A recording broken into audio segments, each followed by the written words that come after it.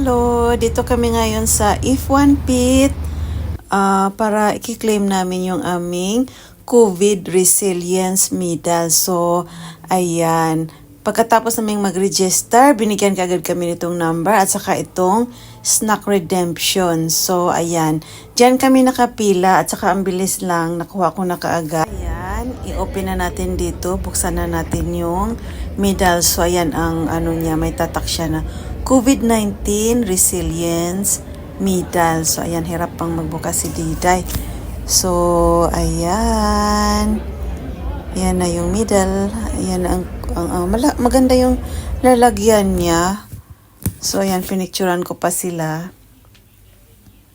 Medal at saka may kasama siyang bag. So, ayan, tinatry kong tanggalin. Pero parang hindi siya matanggal. Kaya, ayan, hinayaan ko na lang siya dyan sa loob ng casing niya.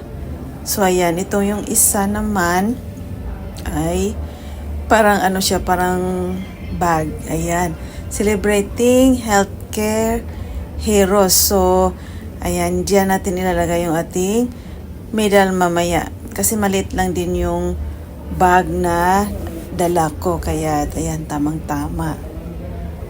So, Celebrating Healthcare Heroes. Ayun. So, after naming na-claim, nag-snacks kagad kami dito at ayan, mabilis din namang natapos. At saka ayan, pauwi na din kami.